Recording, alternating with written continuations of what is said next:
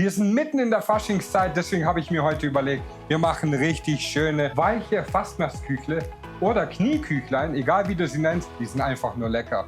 Lasst uns gleich mit den Zutaten starten und direkt ins Video reinkommen. Für unser Fastnachtsküchleteig brauchen wir 270 Gramm Mehl, 2 Gramm Salz, 30 Gramm Zucker, ein Ei, eine Packung Vanillezucker, 20 Gramm Hefe oder 7 Gramm Trockenhefe, 25 Gramm Butter oder Margarine und 110 Gramm Milch.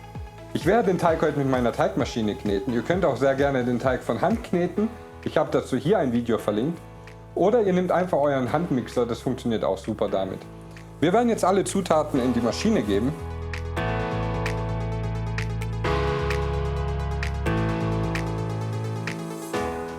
Und alles dann bei niedriger Stufe vermengen. Nach etwa 2 Minuten können wir den Teig auf eine schnellere Stufe stellen, bis er glatt und geschmeidig ist. Der Teig löst sich jetzt vom Rand. Der müsste jetzt fertig sein. Es sind jetzt 11 Minuten gelaufen. Schauen wir uns den jetzt mal an. Und machen wie immer die Fensterprobe. Schön geschmeidig, richtig schön. Schaut euch an. Jetzt schmeißen wir den Teig mal raus. Und jetzt formen wir eine Kugel.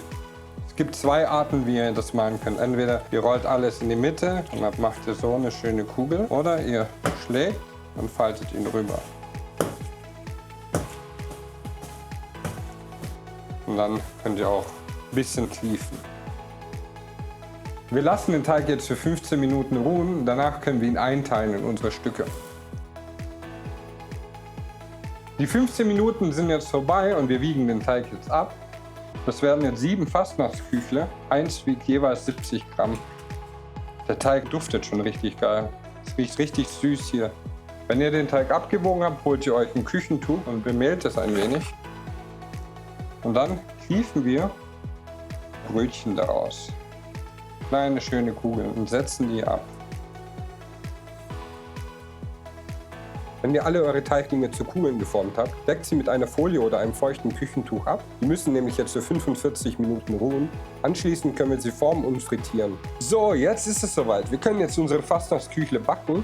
Ich habe das Fett jetzt schon auf 165 Grad erhitzt. Ihr bemäht eure Hände ein wenig und formt die Fastnachtsküchle von der Mitte nach außen. Schaut aber, dass ein kleiner Rand bleibt. Dann zieht ihr die auseinander, als wollt ihr eine Fensterprobe machen, seid aber vorsichtig, dass es nicht reißt.